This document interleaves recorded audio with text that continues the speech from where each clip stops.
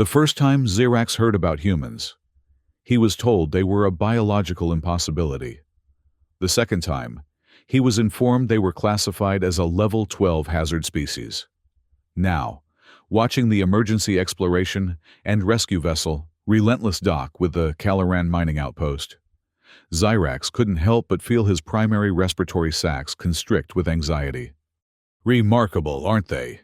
Captain Varen said, his 6 eyes blinking in sequence as the massive human vessel executed a perfect, atmospheric seal against their damaged dome. "The way they move with such determined purpose." Xerax's skin rippled with a pattern that, in Thalkar body language, expressed profound skepticism. "They come from a death world, Varen, oxygen atmosphere, crushing gravity, extreme temperature variations, constant radiation from their star. Their entire evolutionary history is nothing but a struggle against forces that would kill any sensible species. And yet," Varen gestured with 3 of his upper limbs toward the airlock where the first human rescuers were appearing. "Here they are, crossing interstellar space to save 200 Calaran miners they've never met." 10 days ago, the distress signal had emerged from Goslar Moon, a hybrid ice-metal satellite orbiting the gas giant Huron in the Proxima Centauri system. The Calaran commercial vessel, Aurora's Dawn, had been operating a mining installation there for the past solar cycle, extracting rare isotopes from the peculiar moon's unique composition. Everything had been proceeding according to the company's projections until the metallic hydrogen avalanche. Xerax had been the first to detect the unusual seismic readings. As the navigation specialist assigned to monitor Goslar's orbital anomalies, he had immediately recognized that something catastrophic was occurring on the moon's unstable surface. The readings indicated a cascade failure in the northern hemisphere, where the primary dome structure housed the mining operations personnel. "We need to evacuate immediately," he had told the Interplanetary Council when they gathered to assess the situation. "The entire subsurface of Goslar is becoming unstable. There's some kind of corrosive life form accelerating the collapse." The Council, comprised of representatives from 23 spacefaring civilizations, had deliberated for precisely 17 minutes before reaching their decision: send the Relentless. Now, watching the first humans emerge through the airlock, Xerax felt his tertiary heart begin to flutter. They were taller than he had expected, encased in reinforced environmental suits that barely contained their powerful frames. Each moved with a fluid efficiency that seemed impossible for beings evolved in such high gravity. Commander Alia Voss stepped forward, removing her helmet to reveal a face with features that Xerax found simultaneously alien and fascinating. Her skin was a deep brown, her eyes alert and scanning everything with remarkable speed. When she spoke, her voice carried an authority that transcended species. "Captain Varen, I presume. Commander Alia Voss of the EERV, Relentless. We received your distress call and have brought a full rescue complement. What's the current status of your dome integrity?" Before Varen could answer, a violent tremor shook the entire structure. Warning lights flashed across the environmental monitors as the pressure differential between the methane-rich atmosphere inside the dome and the near vacuum outside increased dangerously. "That," Varen said grimly, "would be our current status." Commander Voss didn't hesitate. She activated her suit's communication system and began issuing rapid orders to her crew. "Structural team, deploy reinforcement nodes at junctions, Alpha through Delta. Atmospheric technicians, prepare methane recyclers and begin pressure stabilization. Medical team, set up triage in the central hub. Engineering, I want options for evacuation routes if this dome fails completely." The efficiency with which the humans responded made Xerax's skin patterns shift to grudging admiration. Within minutes, they had deployed equipment that the Calaran engineers had never seen before. Adaptive structural supports that seemed to analyze and respond to stress patterns in real time. "You came prepared," Xerax observed as he approached Commander Voss. She turned toward him, her expression unreadable to his non-human perceptions. "We always do. You must be Xerax, the navigation specialist who first detected the anomaly." "How did you—" "I read your report during our approach. Excellent analysis of the subsurface instabilities. Your calculations on the rate of collapse gave us the time window we're working with." She gestured toward a holographic display, where one of her crew members was projecting a three-dimensional model of the moon's deteriorating structure. "According to this, we have approximately 48 hours before catastrophic failure." Xerax studied the model, his specialized vision detecting patterns that even the advanced human sensors might have missed. 36 at most, he corrected. "There's a lattice disruption in the southern quadrant that your scanners aren't accounting for." Instead of dismissing his assessment, Commander Voss immediately called over her science officer. "Recalibrate based on the Thalkar's observations. Their visual spectrum includes radiometric sensing." Xerax felt a peculiar sensation.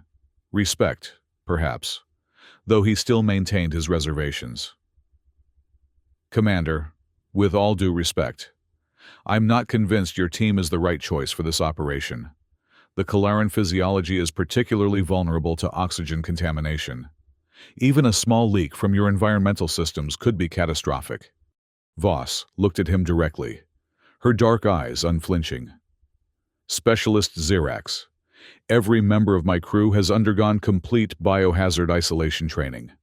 Our suits are triple-sealed and designed to operate in environments ranging from ammonia oceans to fluorine atmospheres. We're well aware of methane-breathing species requirements." Before Xerax could respond, another tremor, stronger than the first, shook the dome. This time, the sound of tearing metal echoed through the structure.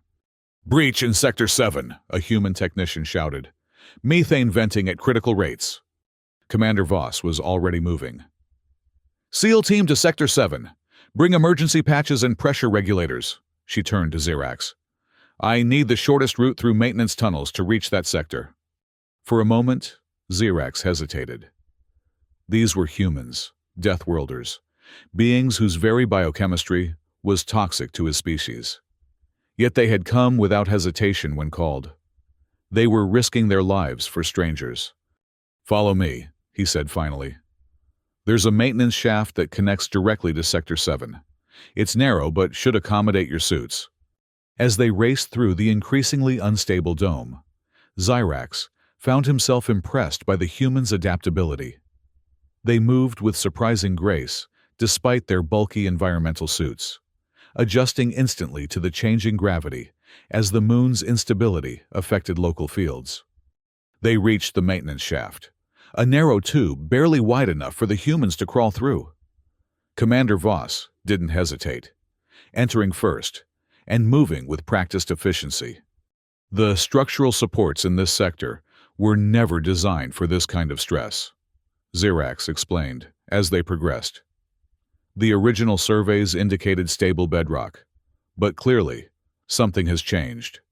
"Something like that," Voss replied, her voice tight as her helmet lights illuminated the walls of the tunnel. Xerax followed her gaze and felt his skin pattern shift to alarm. The tunnel walls, which should have been smooth metal alloy, were covered with a strange, crystalline growth that seemed to pulse with faint bioluminescence. As he watched, a small section of the growth extended microscopic filaments that began to dissolve the metal wall. "The corrosive organisms," Voss said, her voice clinical and analytical despite the dire implications. "They're not just passive life forms. They're actively consuming the structure." Xerax's specialized vision could detect the complex patterns within the growth. "They're colony organisms, individually simple but collectively intelligent.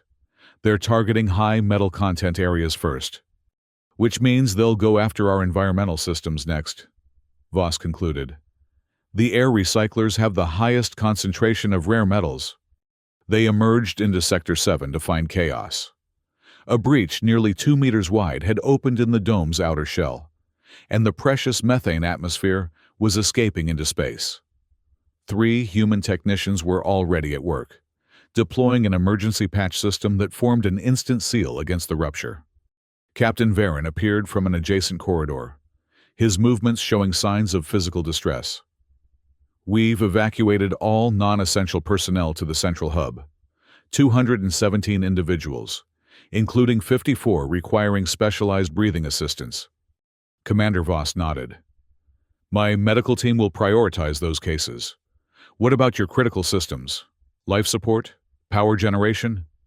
Life support is operating at 60% efficiency and declining. Varen replied. Power generation is stable for now. But if these tremors continue, as if on cue, another violent shake sent them all scrambling for stability. This time, the sound that followed wasn't just of metal straining, but of something more fundamental.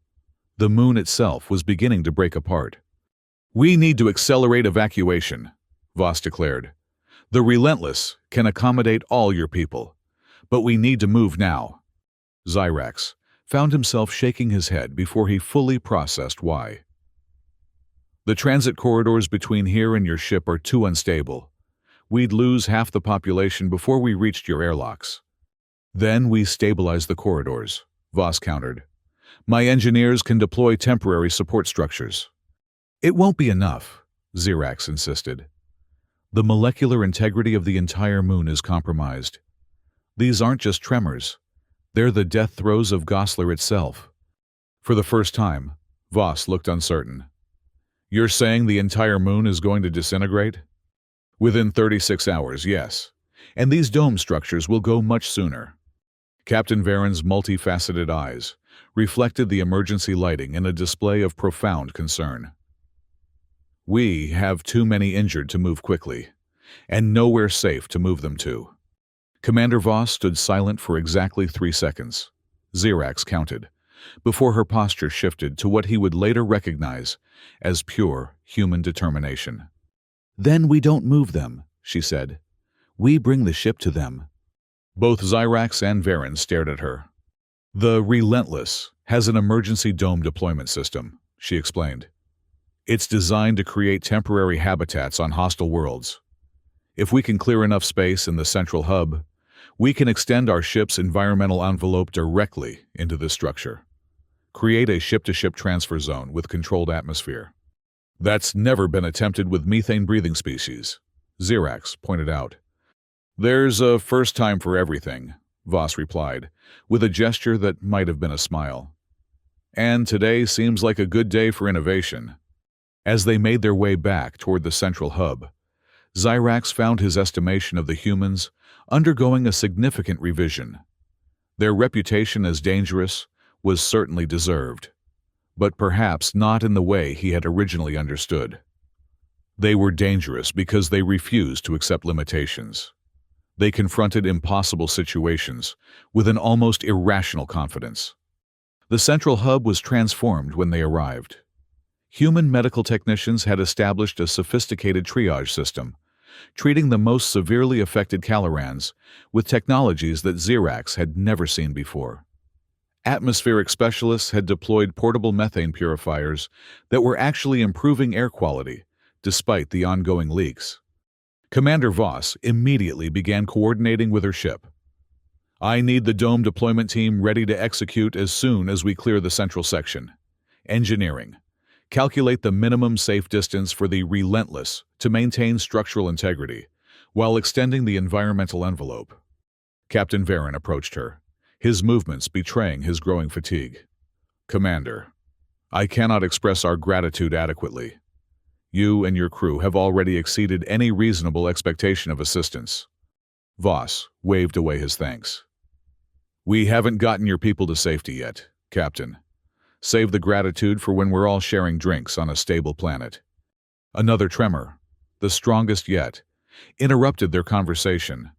The entire dome structure groaned under forces it was never designed to withstand. Emergency systems throughout the hub began to fail simultaneously. Status report, Voss called out. One of her officers, a tall human with pale skin and bright red hair, approached with a holographic display. Commander, The structural integrity of the dome has fallen below 40%. The connection corridor to the ship is no longer viable. We need to abort the dome deployment and evacuate our own personnel. Zyrax saw something flash across Commander Voss's face, an emotion he couldn't identify but recognized as profoundly significant. "Unacceptable," she said quietly. Then, with more force, "Unacceptable. We still have over 200 Calorans who cannot survive transit without environmental protection." "With respect, Commander," the officer persisted, "we cannot establish a safe corridor. The moon's subsurface has become too unstable." Zyrax felt an unexpected urge to intervene. "There may be another way," he said, drawing surprised looks from both humans. The mining tunnels beneath this installation. They were reinforced against exactly this kind of structural stress. "Mining tunnels?" Voss asked. "Yes. They extend for kilometers in all directions, including," he added with growing excitement, "directly beneath where your ship is currently docked." Understanding dawned on the commander's face. "We could create a pressure-controlled evacuation route through the tunnels, bypassing the collapsing surface structures entirely." "Exactly," Zyrax confirmed. "The tunnels were designed to withstand far greater pressure differentials than the surface domes." Voss turned to her officer. "Reassign the dome deployment team. I want them in those tunnels with atmospheric seals and emergency lighting. We're creating an underground evacuation corridor." The officer saluted and moved to execute her orders. "There's a problem," Zyrax added, his skin patterns shifting to indicate concern. "The tunnel network is extensive and complex. Without proper guidance, your team could become lost. And the navigation systems have been compromised by the corrosive organisms." Voss looked at him expectantly. Zyrax felt his tertiary heart rate accelerate. "I'll need to guide them personally. My species has evolutionary adaptations for subterranean navigation." "That puts you at considerable risk," Voss pointed out. "Yes," Zyrax agreed. "But as someone recently demonstrated, today seems like a good day for taking risks." For the first time, Commander Voss smiled fully, a human expression that Zyrax found strangely compelling. "Well then, Specialist Zyrax," she said, extending her hand in what he recognized as a human gesture of alliance. "It seems we have a plan." The mining tunnels were as stable as Zyrax had promised, but they presented their own unique challenges. The human engineers worked with remarkable efficiency, establishing atmosphere containment fields at regular intervals to maintain a safe methane environment for the Calaran evacuees. Zyrax led the first team through the complex network, his specialized senses detecting subtle variations in the rock formations that would have been invisible to standard scanning equipment. The corrosive organisms had penetrated here as well, but in much smaller concentrations, focusing primarily on the human-installed technology rather than the natural formations. "They're attracted to processed metals," Zyrax explained to Commander Voss as they paused at a junction. "Particularly alloys with high conductivity. Like our atmospheric processors," Voss noted. "Which explains why they're targeting our life support systems first." "Precisely. They evolved in this environment to extract and process metals, naturally occurring in Gosler's unique composition. Our technology must seem like a feast to them." They had established nearly half of the evacuation route when the next major tremor hit. This one was different, not a shaking, but a profound shift, as though the entire moon had moved several degrees in its orbit. "Commander!" The communication came from the Relentless. "We're detecting massive structural changes in the moon's core. Some kind of chain reaction is accelerating the collapse." Voss's response was immediate. "Begin evacuation now. Move all Calaran personnel through the completed sections of the tunnel. We'll continue establishing the route ahead of them." The evacuation began with remarkable order, despite the increasingly desperate circumstances.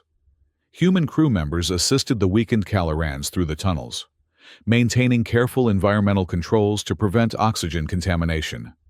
Zyrax found himself working side by side with Commander Voss, her presence a constant source of surprising reassurance as they pushed forward to complete the route.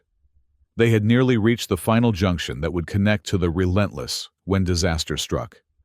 A massive tremor, far beyond anything they had experienced previously, tore through the tunnel network. The section directly ahead of them collapsed completely, sending a cloud of debris and toxic particulates toward them. "Seal the breach!" Voss shouted, as her team deployed emergency force fields. The fields engaged just in time, preventing the worst of the contamination from reaching the evacuation route behind them. But they were now cut off from both the dome and the ship. "Alternative route?" Voss asked, turning to Xerax. He accessed his mental map of the tunnel system, calculating possibilities. "There's a maintenance shaft that runs parallel to this main tunnel. It would be extremely narrow for your environmental suits, but it should connect to a secondary access point near your ship." "Show me." Xerax led them to a small access panel that opened into a shaft barely half a meter in diameter.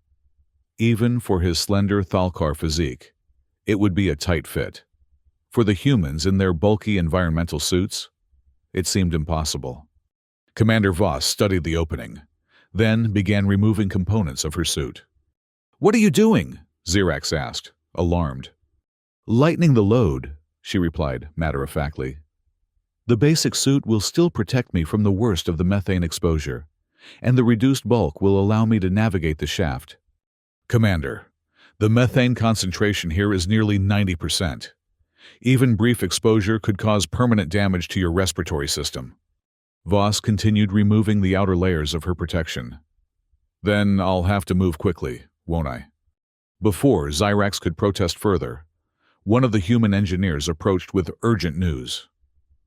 "Commander, we've detected a massive buildup of the corrosive organisms directly above us. They're consuming the support structures at an accelerating rate. This entire section will collapse within minutes." Voss nodded, as if this were merely confirming what she already knew. "Begin moving everyone back toward Junction 7. There's an alternative route from there that Specialist Xerax identified earlier." As her team began the retreat, Voss turned back to Xerax. "You should go with them. Your navigational skills will be essential for finding the alternate path." "And what about you?" "I'm going to attempt the maintenance shaft. If I can reach the ship, I can initiate emergency protocols to extend our environmental shields in multiple directions simultaneously. Create more options for evacuation."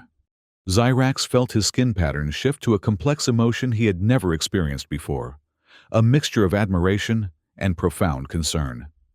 "That's suicide." "It's a calculated risk," Voss corrected.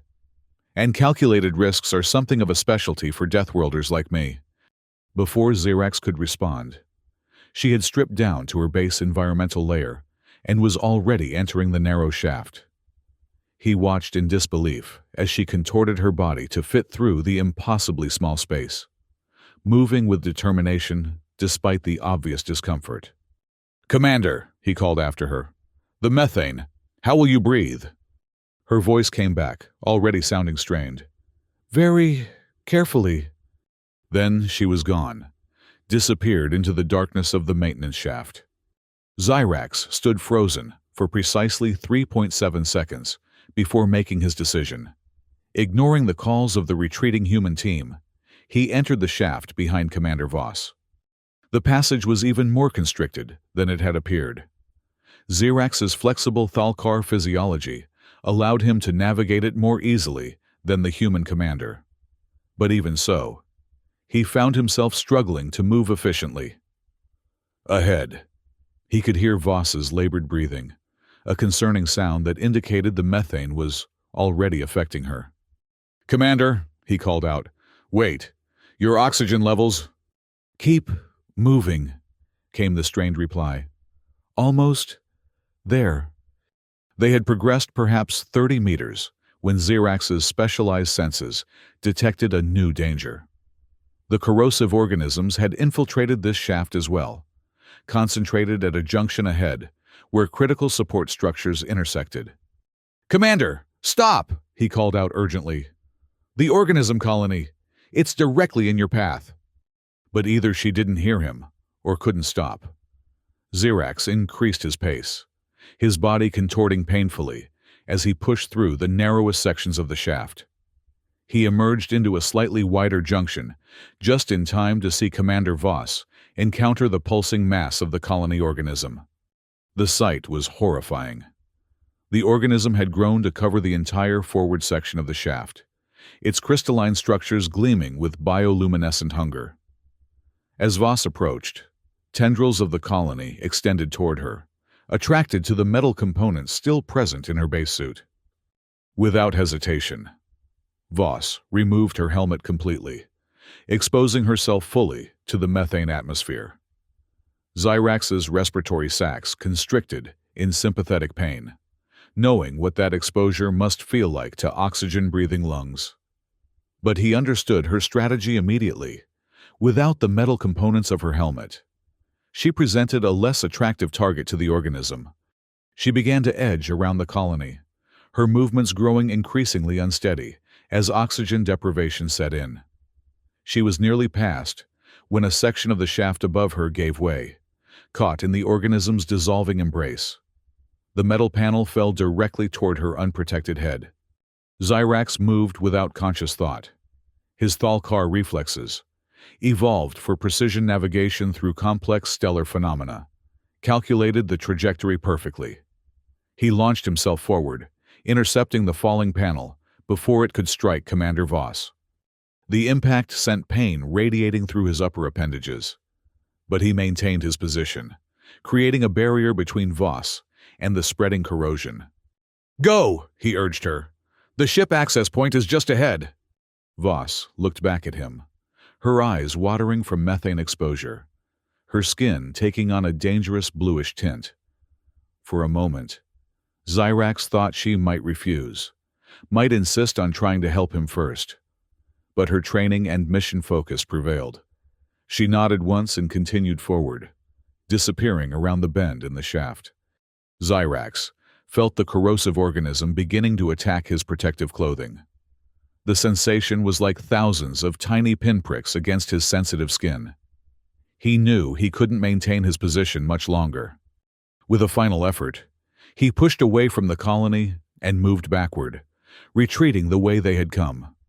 The organism followed, drawn to the complex alloys in his navigation equipment.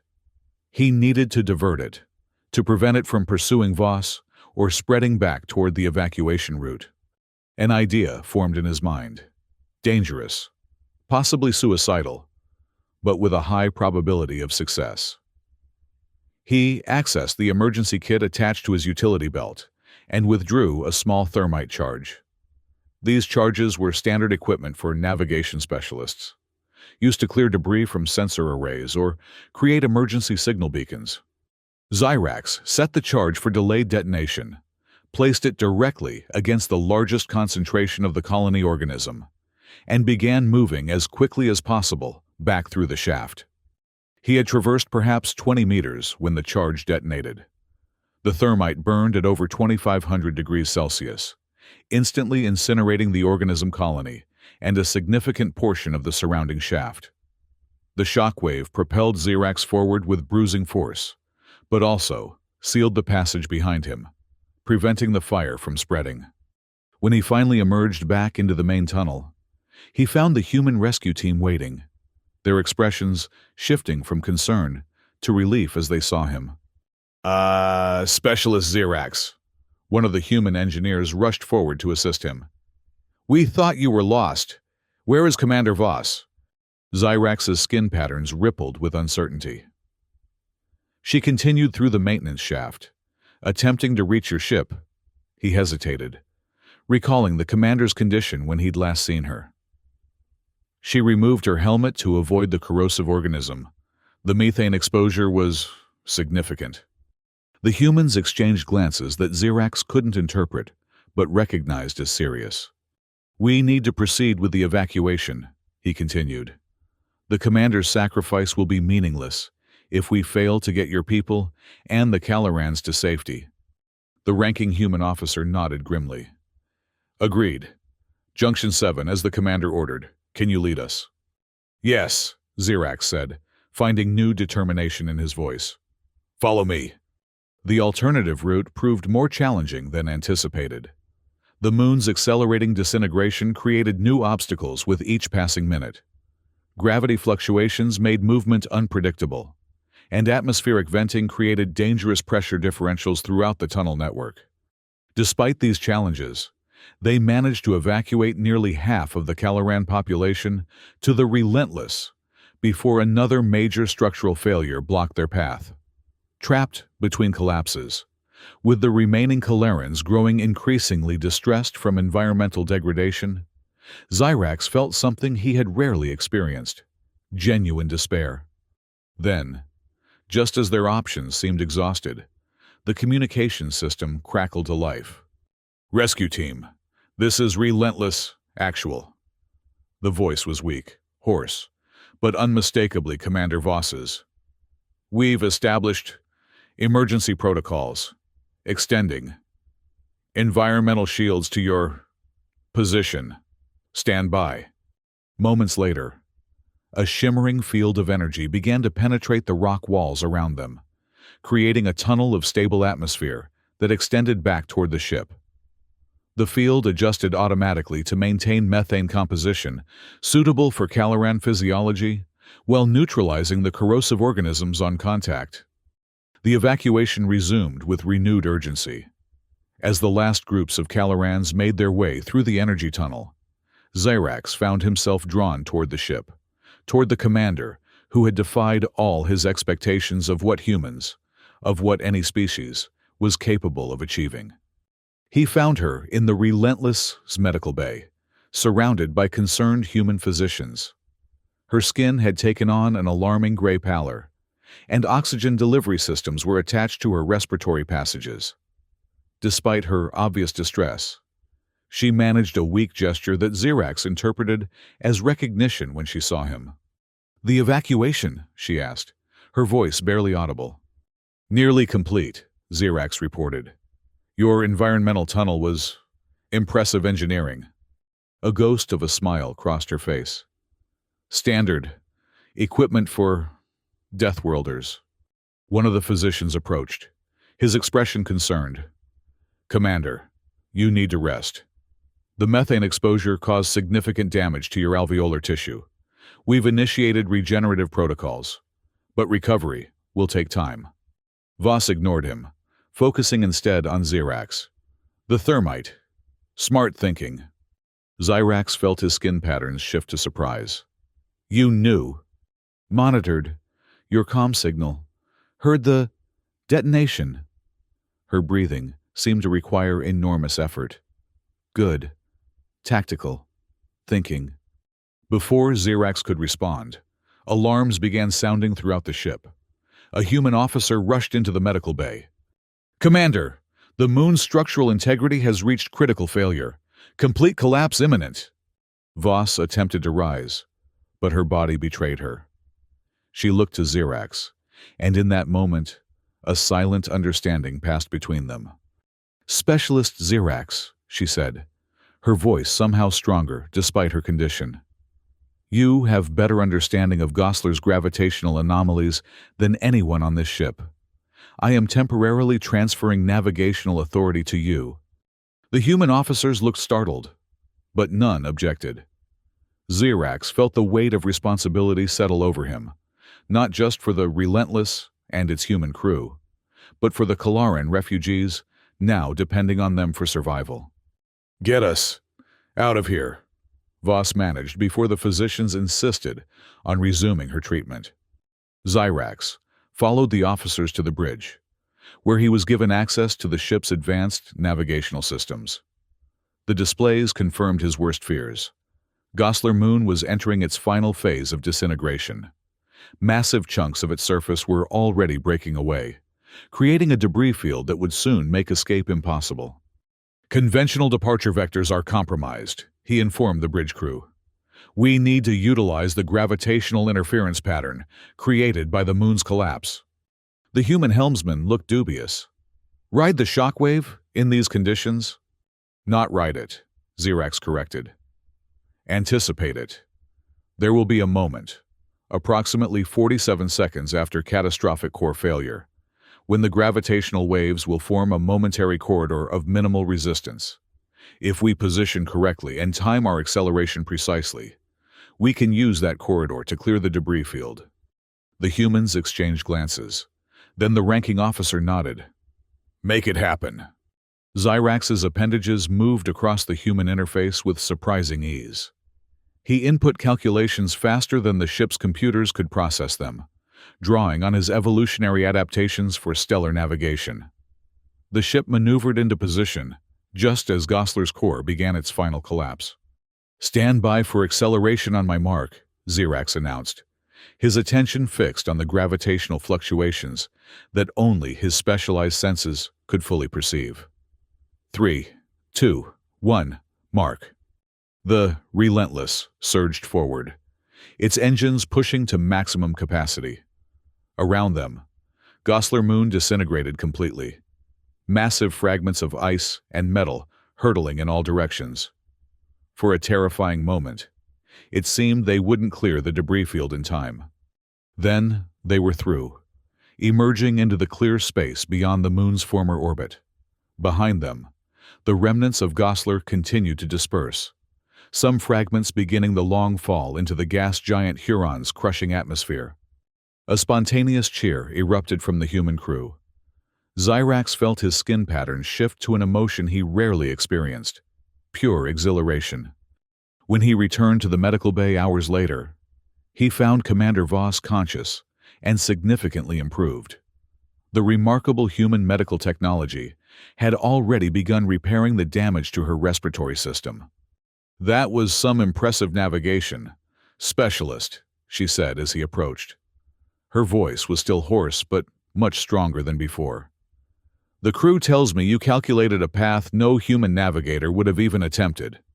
Zyrax's skin rippled with modest acknowledgement. Your ship's systems are more advanced than I anticipated. They made the execution possible. The systems don't matter without the right intelligence guiding them.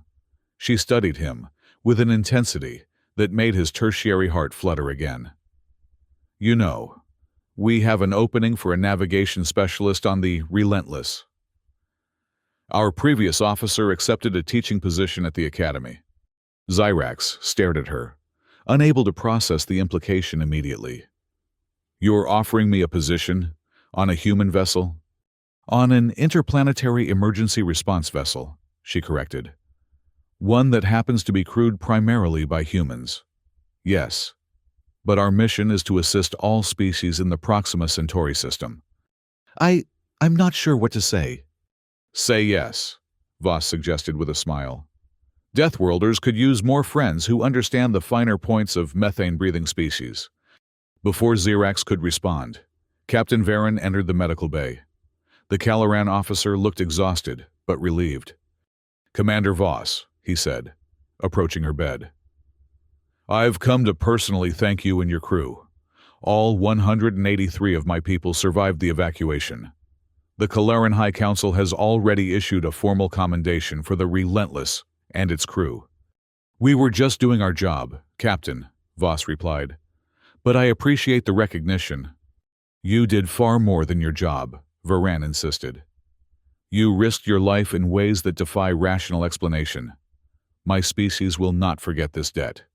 After Varen departed, Voss turned back to Zyrax. So, what do you say? Ready to join the Deathworlders and see what else the universe has in store for us? Zyrax considered the events of the past 48 hours. How completely his perception of humans had been transformed. They were dangerous, yes, but not in the way he had feared. They were dangerous because they refused to accept failure, because they would risk everything for strangers, because they saw possibilities where others saw only obstacles. Yes, he said finally. I believe I am.